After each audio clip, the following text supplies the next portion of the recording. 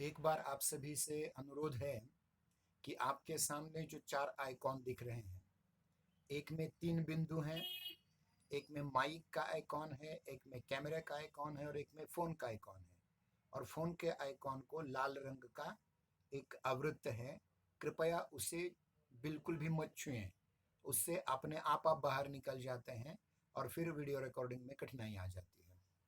तो गत वर्ष से हम ये प्रयास कर रहे हैं कि हमारी आभासी तासिकाएँ अच्छी हों। तो इसमें कुछ बातों का ध्यान आप ज़रूर रखें। और मैंने कल कहा कल हमारी वीडियो रिकॉर्डिंग नहीं हो पाई, इसलिए आज हम कल की ही बात को पुनरावृत्त करते हैं ताकि आपका भाग भी पक्का हो जाए और जो नहीं आते हैं उन छात्रों के लिए यूट्यूब लिंक भी प्रोवाइड हो जाए।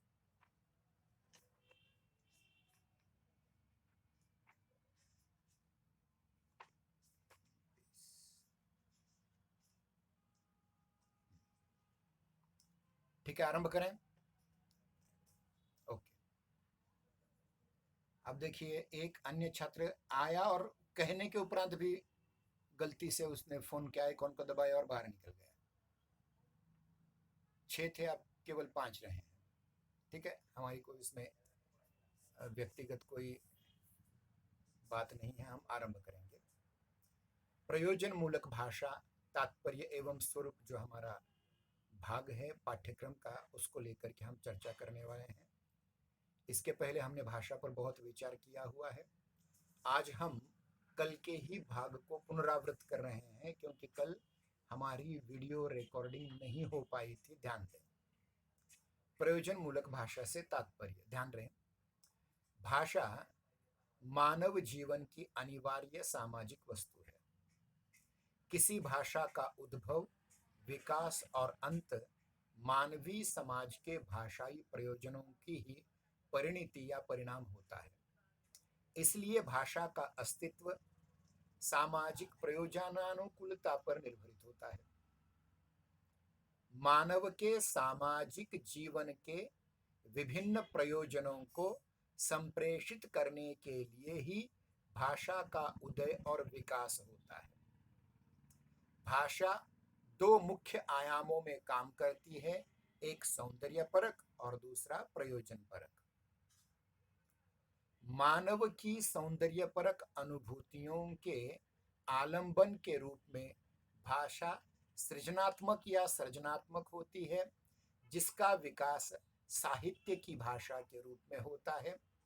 यह भाषा कविता, कहानी, उपन्यास, नाटक, निबंध, रेखाचित्र, संस्मरण, आत्मकथा, जीवनी, डायरी, रिपोर्टाज, प्रवास वर्णन इत्यादि के अंतर्गत होता है।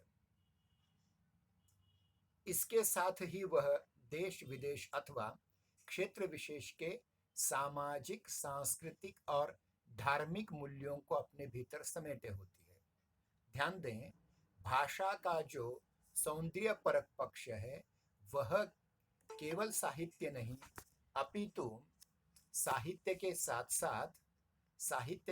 साथ वह हमारी संस्कृति की भी भाषा होती है, सामाजिक भी होती है और धार्मिक मूल्यों को भी अपने भीतर समेटती है, जो हमारी भाषा का सौंदर्य परक आयाम होता है। और भाषा का जो प्रयोजन परक आयाम होता है उसका संबंध हमारी सामाजिक आवश्यकताओं और जीवन की उस व्यवस्था से होता है जो व्यक्ति परक न होकर के समाज सापेक्ष होता है। और इससे पहले भी हमने कहा था गत्तासिका में, हमारा जो सौंदर्य बोध है वह नितांत वैयक्तिक के साथ साथ सामाजिक होता है, परंतु जो हमारा प्रयोजन मूलक आयाम है वह अधिकतर समाज सापेक्ष होता है, जो मनुष्यों के सीधे उपजीविका से, पेट से जुड़ा होता है। भाषा के इस प्रकार्यात्मक आयाम का प्रयोग किसी प्रयोजन अथवा क्षेत्र विशेष के कार्य के संदर्भ में होता है।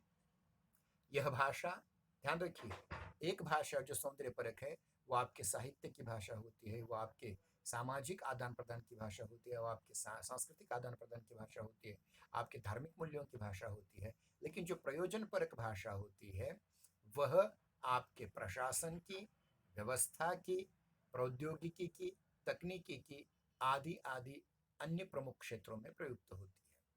मतलब भाषा के जो दोनों आयाम है, चाहे वो सौंदर्य परक आयाम हो, चाहे प्रयोजन परक आयाम हो, वो मनुष्य के जीवन से नितांत संबंधित हैं। संक्षेप में अगर कहा जाए तो सामाजिक व्यवहार में विशिष्ट प्रयोजन के लिए प्रयुक्त विशिष्ट भाषा रूप को प्रयोजन मूलक भाषा कहा जाता है।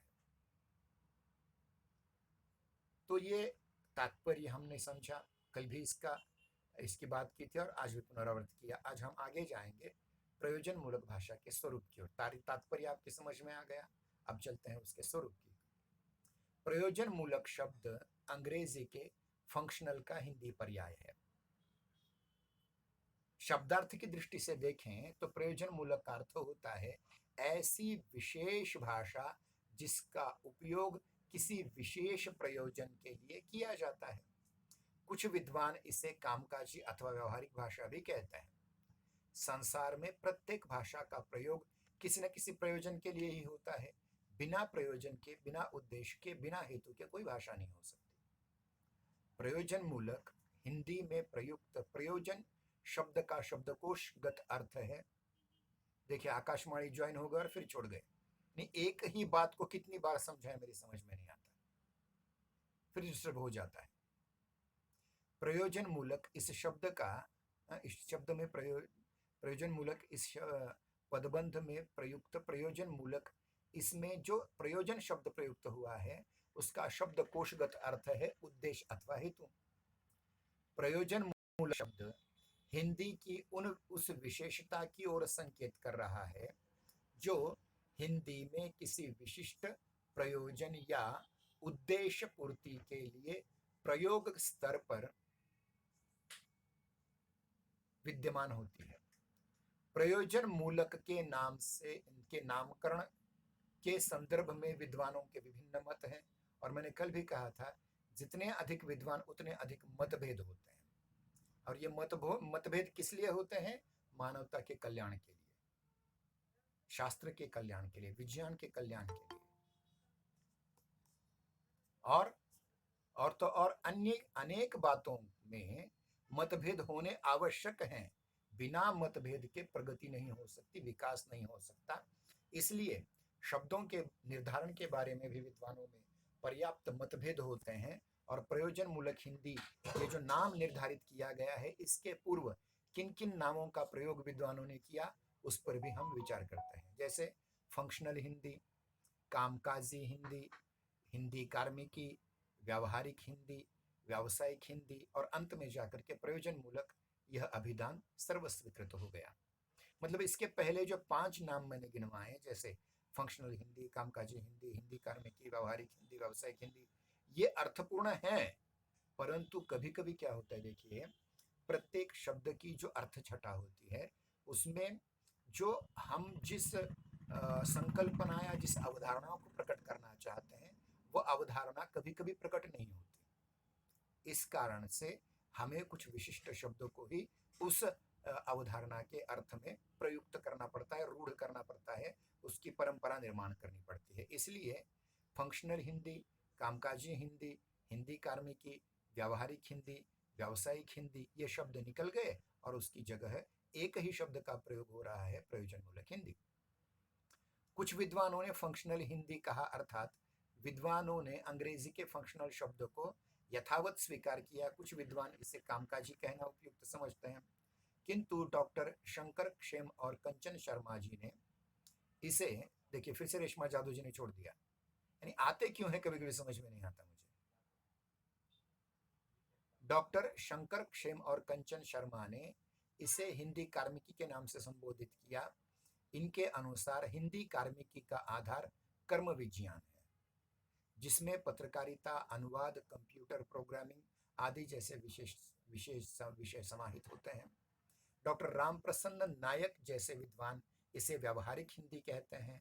उनके मत के अनुसार प्रयोजन मूलक शब्द से ऐसा लगता है कि इसकी कोई भी हिंदी है जो निष्प्रयोजन हो सकती है। मतलब देखिए, तर्क देने के लिए कोई भी कुछ भी तर्क दे सकता है। इसलिए व्यावहारिक शब्द उन्हें उचित लगा। परंतु हिंदी के प्रसिद्ध, बहुत ही प्रसिद्ध हिंदी साहित्य के इतिहासकार और बहुत बड़े भाषा वैज्ञानिक डॉक्टर नगेंद्र जी और डॉक्टर ब्रजेश्वर शर्मा जी ने प्रयोजन मूलक इस नाम को स्वीकार किया और कहा कि ये सांकेतिक अर्थगर्भित और उचित है, और इसलिए इसे बहुत महत्वपूर्ण बात कही और प्रयोजन मूलक हिंदी शब्द के जनक के रूप में, देखिए आकाशवाणी फिर छोड़ गए। देखिए मैं फिर कह रहा हूं कि आपके सामने जो 4 आइकॉन हैं उसमें से फोन के आइकॉन को जो लाल रंग का है उससे बिल्कुल टच मत करें, आप मीटिंग छोड़कर जाते हैं इस कारण से, ठीक है। मोटूरी सत्यनारायण राव को प्रयोजन मूलक हिंदी शब्द का या इस अवधारणा का जनक माना जाता है। उन्होंने प्रयोजन मूलक इस नाम का समर्थन ही नहीं किया, अपितु उन्होंने कहा है कि जीवन की आवश्यकताओं की पूर्ति के लिए उपयोग में लाई जाने वाली हिंदी ही प्रयोजन मूलक हिंदी है। आप यह जानते हैं कि व्यावहारिक हिंदी में हिंदी के व्यावहारिक व्याकरण को पर्याप्त स्थान मिलता है, परंतु फंक्शनल हिंदी में केवल व्यावहारिक व्याकरण ही नहीं है, अपितु 21वीं सदी के उदारवादी एवं बहुराष्ट्रीय परिवार के कामकाज में आने वाली भारतीय भाषा का स्वरूप भी है। दूसरी बात यह है कि व्यावहारिक हिंदी का व्यवहार क्षेत्र सीमित है, यह दैनिक जीवन और जगत से संबंधित है। इसमें पारिभाषिक शब्दावली, विशिष्ट पदविन्यास तथा विज्ञान एवं प्रौद्योगिकी जिसको हम टेक्नोलॉजी कहते हैं उसके लिए हिंदी शब्द है प्रौद्योगिकी, को अभिव्यक्त करने की क्षमता स्पष्टतः नहीं है। पर प्रयोजन मूलक हिंदी में पारिभाषिक शब्दावली, भाषिक संरचना एवं अनुप्रयुक्तता, उपयोजितता या अनुप्रयुक्तता के साथ साथ आधुनिक ज्ञान विज्ञान के सभी क्षेत्रों में रूपायित करने वाली क्षमता दृष्टिगोचर होती है प्रयोजन मूलक शब्द में। अतएव हिंदी के प्रयोजन मूलक रूप को व्यावहारिक कहना उसके प्रयोग क्षेत्र और व्याप्ति को संकुचित अर्थ में ग्रहण करना है, इसलिए प्रयोजन मूलक हिंदी को व्यावहारिक कहना भी उचित नहीं है। कुछ विद्वानों ने इसे व्यावसायिक कहा। इन विद्वानों का कहना है कि यदि हम इसे व्यावहारिक हिंदी कहते हैं तो इसका अर्थ यह होगा कि यह सामान्य व्यवहार की भाषा होगी, न किसी व्यवसाय से उसका संबंध रहेगा, इसलिए इसे व्यावसायिक हिंदी कहना चाहिए। इसी तरह कामकाजी हिंदी से प्रशासन, व्यापार, खेती बाड़ी आदि सीमित क्षेत्रों की भाषा का बोध हो सकता है, किंतु वैज्ञानिक, तकनीकी यानी प्रौद्योगिकी युक्त, टेक्निकल, सामाजिक, अनुसंधानात्मक मतलब संशोधन परक आदि भाषा के विविध व्यापक क्षेत्र भी इससे अछूते रह जाते हैं। अतएव इसके लिए व्यावसायिक हिंदी कहना भी समीचीन नहीं है, योग्य नहीं है। प्रयोजन मूलक हिंदी के उपरोक्त नामकरण को देखते हुए कहा जा सकता है कि इन उपरोक्त नामों में प्रयोजन मूलक हिंदी यह नाम ही सार्थक, सटीक और उपयुक्त है, इसलिए इसी नाम को हम इसके उपरांत स्वीकार करेंगे, इसी नाम का प्रयोग हम बार बार करेंगे। प्रयोजन मूलक शब्द के प्रयोजन शब्द में मूलक मतलब प्रयोजन शब्द में मूलक शब्द या मूलक प्रत्यय लगाने से प्रयोजन मूलक शब्द सिद्ध होता है, व्युत्पन्न होता है। तात्पर्य यह है, यानी प्रयोजन का तात्पर्य यह है कि उद्देश्य, और मूलक से तात्पर्य है आधारित, मतलब प्रयोजन पर आधारित, उद्देश्य पर आधारित, हेतु पर आधारित। अतः प्रयोजन मूलक से अभिप्राय है किसी विशिष्ट उद्देश्य पर आधारित भाषा। दूसरे शब्दों में इसे यूं भी कहा जा सकता है कि यह एक ऐसी भाषा है जिसका प्रयोग किसी विशिष्ट प्रयोजन या उद्देश्य के लिए किया जा रहा हो। भारत में हिंदी साहित्य की, यानी हिंदी जो भाषा है, साहित्य की सभी विधाओं में प्रयुक्त होती है। ध्यान रखिए, साहित्य की विधा चाहे कविता हो, चाहे कहानी हो, चाहे उपन्यास हो, चाहे जीवनी हो, चाहे आत्मकथा हो, रेखाचित्र हो, संस्मरण हो, यात्रावृत्त हो, डायरी हो, पत्र हो, रिपोर्टाज हो, इन सभी विधाओं में हिंदी आज दुनिया की क्रमांक 1 की भाषा है। मैं इसलिए कह रहा हूं, ध्यान दें कि हिंदी भाषा में ही वो क्षमता है कि वह विश्व की किसी भी साहित्यिक विधा को लेकर के उसमें रचना की जा सकती है। हाँ, आकाशवाणी, आप ध्यान दें, आप बीच बीच में से छोड़ के जा रहे हैं, और जाधवर जी, रेशमा जाधवर जी, आप भी क्षमा बीच बीच में कीजिए सर। छोड़ के जा रहे हैं। तो मैं फिर से कह रहा हूं कि जो आपके सामने आइकॉन है, अ, लाल रंग का जो फोन का आइकॉन है, उसको टच मत कीजिए, आप अपने आप बाहर निकल जाते हैं। 1 साल से हम ये गूगल मीट का प्रयोग कर रहे हैं, फिर भी कुछ बातें सीखने की रह रही हैं, तो बीच में से छोड़कर मत जाना।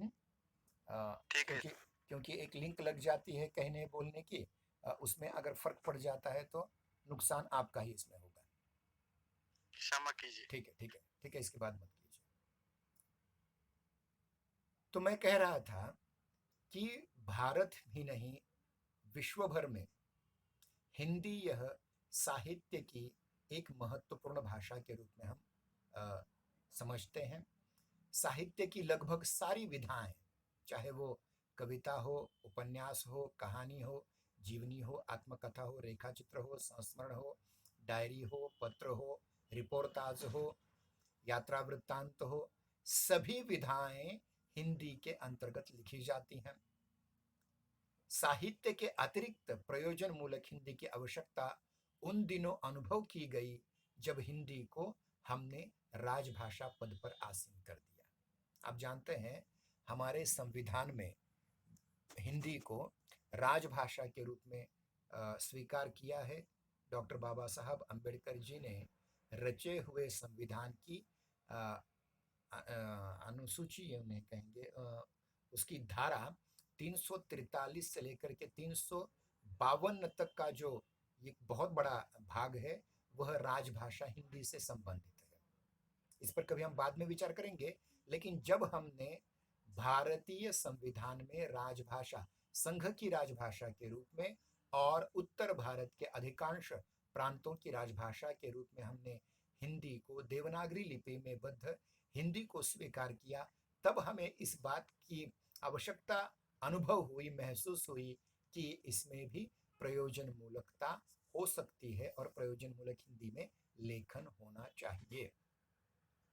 उन दिनों विश्व में विज्ञान तथा प्रौद्योगिकी के क्षेत्र में तेजी से बदलाव हो रहे थे। आप जानते हैं कि फ्रेंच राज्य क्रांति के बाद वैज्ञानिक क्रांति हुई, और उस वैज्ञानिक या औद्योगिक क्रांति के उपरांत नए नए क्षेत्रों में नए नए आविष्कार होने लग गए, और इन सभी आविष्कारों के माध्यम से नई शब्दावली के गठन की भी आवश्यकता महसूस हुई, और तांत्रिक, तकनीकी या टेक्निकल या फंक्शनल लैंग्वेज भाषा का भी इस्तेमाल करना शुरू हो गया, और ये सारा का सारा जो ज्ञान है भारत में आने लगा।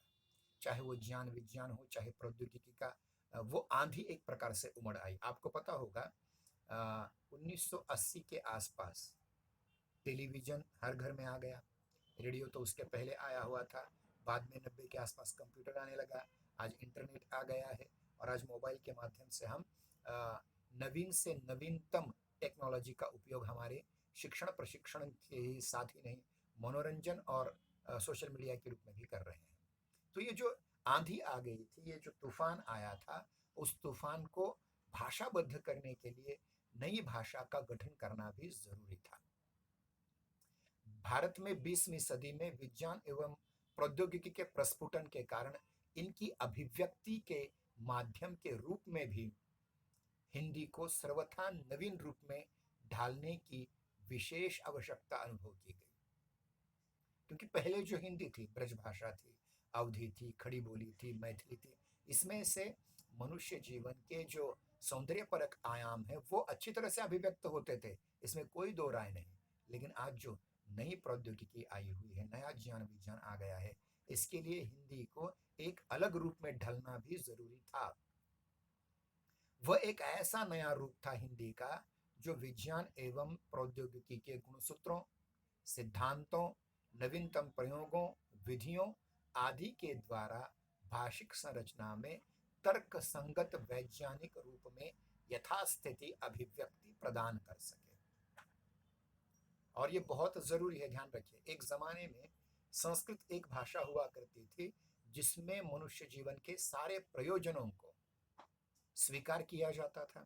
अब यहाँ उल्लेख भी आए, देखिए, इसके पहले संस्कृत भाषा में स्वीकृत न्याय, वैशेषिक, सांख्य, योग, वेदांत, मीमांसा, दर्शन, आयुर्वेद, चिकित्सा शास्त्र, तर्कशास्त्र, मनोविज्ञान, गणित, ज्योतिष, नाट्य शास्त्र, साहित्य शास्त्र, काव्य शास्त्र और भूगोल, इतिहास, राजनीति शास्त्र, समाज विज्ञान, इन सभी ज्ञान विज्ञान के क्षेत्रों में की चिंतन मनन परंपरा पहले से हमें विद्यमान थी। जैसे सल्फर के लिए हमारे यहाँ गंधक शब्द पहले से प्रयुक्त होता था, मतलब भारतीय ज्ञान विज्ञान भी एक जमाने में बहुत प्रगत था, लेकिन जब से हम गुलाम बन गए तब से इस ज्ञान विज्ञान में कमी आई थी और बाद में हमारा ही ज्ञान विज्ञान हमें ही अंग्रेजों ने बाद में सिखाया। अब देखिए कि ये जो चिंतन मनन की परंपरा थी संस्कृत साहित्य में, संस्कृत भाषा में, उसको हिंदी माध्यम से प्रस्तुत करना सहज संभव था, हो सकता था ये।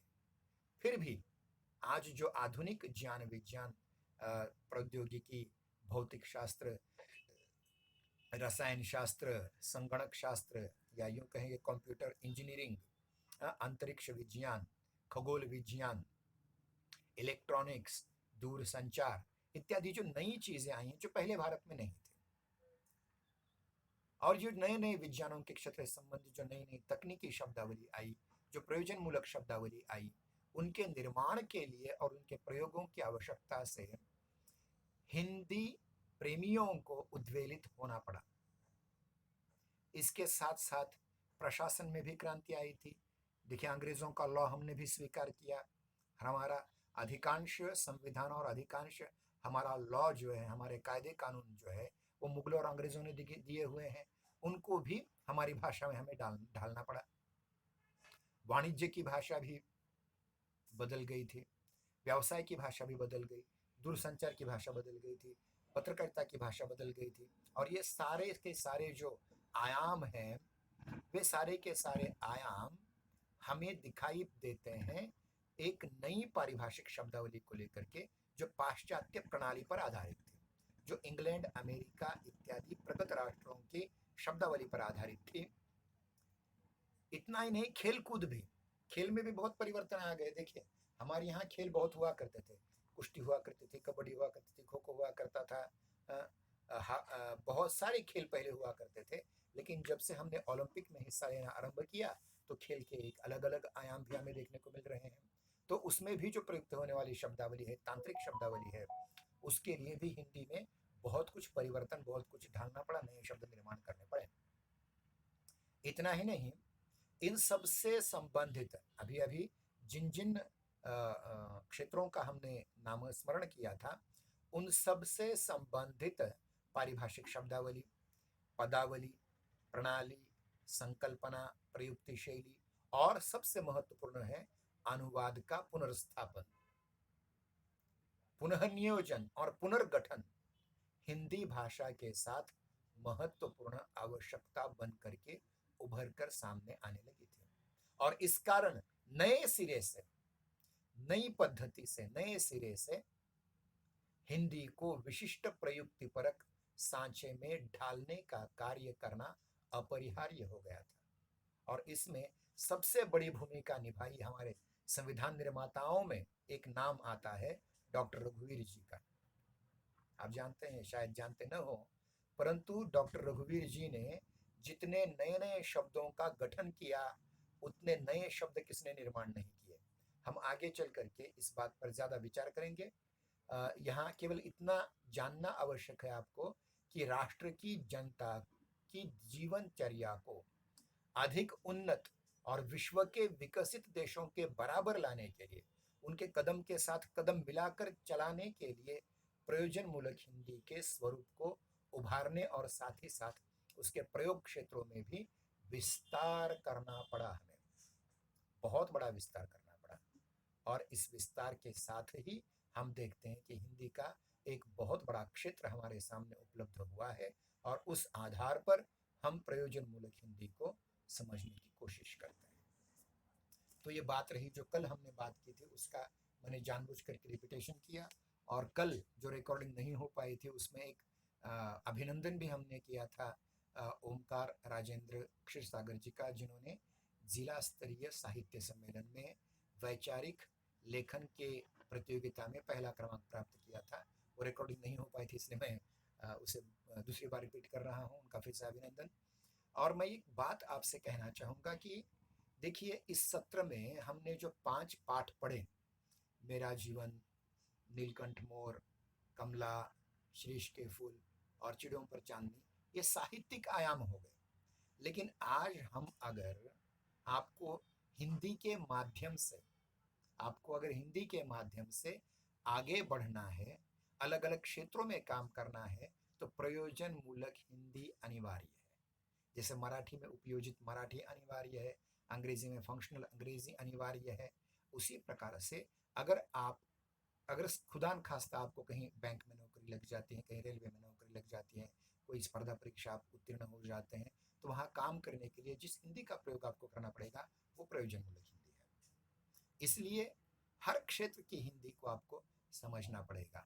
एक बात और, मैंने कल या परसों शायद सभी हिंदी के ग्रुप्स पर, सभी व्हाट्सएप समूहों पर एक रोजगार परक हिंदी की एक कार्यशाला की गूगल लिंक डाल दी है, मतलब गूगल फॉर्म की लिंक डाल दी है, जिसमें आप जानते हैं कि अनुपम खेर जी को आप जानते हैं, शत्रुघ्न सिन्हा जी को जानते हैं, शक्ति कपूर को जानते हैं, मिथुन चक्रवर्ती को जानते हैं। ये जो बड़े बड़े लोग हैं, ये पुणे के FTII film and television institute of India के स्नातक हैं, डिप्लोमा धारक हैं। और वहाँ जो अध्यापिका हैं डॉक्टर अर्चना गौतम जी, वो फिल्मों में क्या क्या संभावनाएं हो सकती हैं हिंदी के माध्यम से, इस पर मार्गदर्शन करने वाली हैं। वो लिंक अगर मैंने नहीं भेजी है तो मैं तुरंत भेज दूंगा थोड़ी देर बाद, कृपया करके उसको भी समझें। क्योंकि आज ध्यान रखिए, आज मनोरंजन के क्षेत्र में अब रेडियो पिछड़ चुका है, अब सिनेमा पिछड़ चुका हुआ है, आज इंटरनेट पर आधारित वेब सीरीजों का बोलबाला है। अगर इसमें आप में से किसी को थोड़ा भी चांस मिल गया, अवसर मिल गया, तो आपको बहुत बहुत बड़ी अवसर उपलब्ध हो सकते हैं हिंदी के माध्यम से। इसलिए कृपया करके उस कार्यशाला को आप अवश्य कीजिएगा, और जो करेंगे वो मुझे बताइएगा बाद में, क्योंकि हमें अन्य कामों में भी उलझते रहते हैं। जो छात्र सिनेमा क्षेत्र में, वेब सीरीज क्षेत्र में, टेलीविजन के क्षेत्र में, रेडियो के क्षेत्र में कुछ करना चाहते हैं, वो कृपया करके डॉक्टर अर्चना गौतम जी का वो व्याख्यान अवश्य सुने, वो कार्यशाला अवश्य करें। शायद वो मैंने लिंक डाल दी है, एक बार देखता हूँ आपके ग्रुप पर डाली है क्या। अगर नहीं डाली है तो मैं तुरंत, डाली है ना? है सर। नहीं जी सर, डाली है, तो कृपया करके उस लिंक को जरूर देखिएगा। हाँ देखिए, वो मैं पढ़ करके दिखाता हूँ आपको।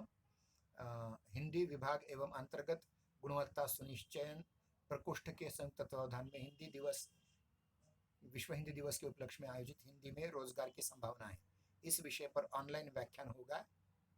शायद हो चुका है, 18 आज ही है ना, शायद हो गया है, वो जाने दीजिए, कल ही हो गया है शायद। ठीक है, कोई बात नहीं, हम उसकी वीडियो रिकॉर्डिंग मंगा करके आपको देने की कोशिश करेंगे। ठीक है, आज इतना काफ़ी है, क्योंकि मुझे अभी बीकॉम के तासिका की भी तैयारी करनी है।